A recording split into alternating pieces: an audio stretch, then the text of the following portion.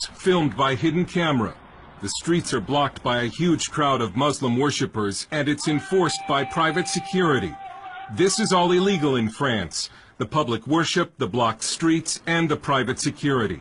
But the police have been ordered not to intervene. It shows that even though some in the French government want to get tough with the Muslims and ban the burqa, other parts of the French government continue to give Islam privileged status. An ordinary French citizen who was watching the Islamization of Paris decided that the world needed to see what was happening to his city. So he bought a hidden camera and started posting the videos on YouTube. His life has been threatened, and so we're concealing his identity. He uses the alias of Maxime Lepant. They are blocking the streets with barriers.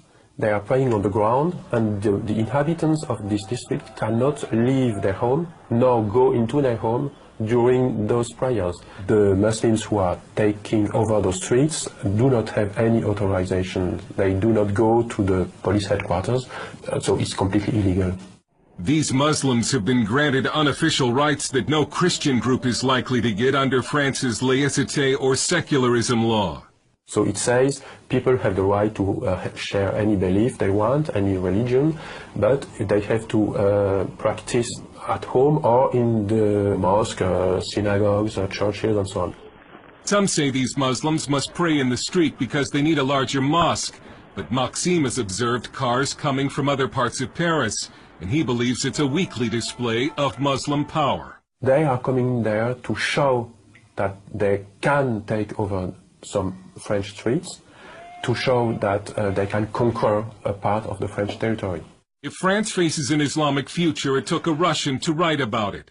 It's the best-selling novel The Mosque of Notre Dame, 2048, a bestseller in Russia, not in France. The French publisher Jean Robin says the French media ignored the book for being politically incorrect. So Islam is seen as the religion of the poor people.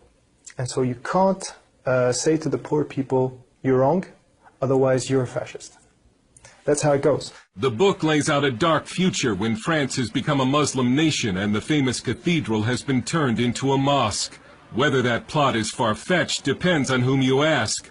Muslims are said to be no more than 10% of the French population, although no one knows for sure because French law prohibits population counts by religion.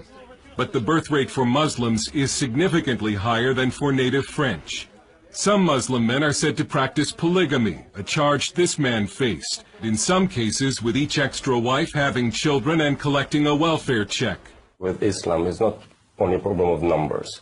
The problem of Islam is a problem of really principles. Is Islam a political ideology, or is it just a creed? French philosopher Radu Stănescu is an Islamic expert who debates Muslim leaders on French TV. It doesn't matter how many they are. The problem is the people who follow Islam are there somehow in a political party who has a political agenda, which means basically implementing Sharia and build an Islamic state.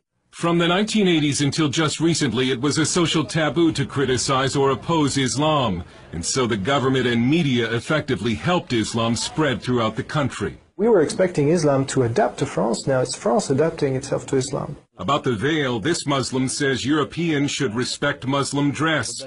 This woman says the veil is in the Quran, and we only submit to God, and nobody else. Even if many government elites in France are in denial over Islam, the people in the streets increasingly are not. And they're becoming fed up with what they see as the growing Islamization of this country.